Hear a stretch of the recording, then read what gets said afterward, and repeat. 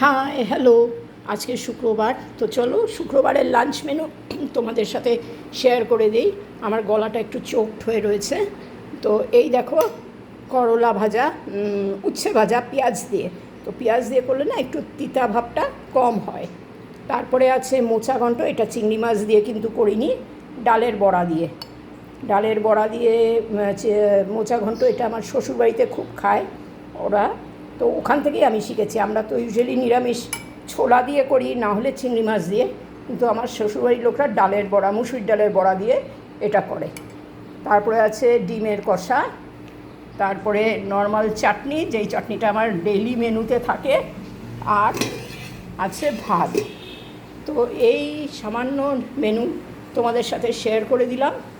একদম ordinary, simple, অথচ palatable.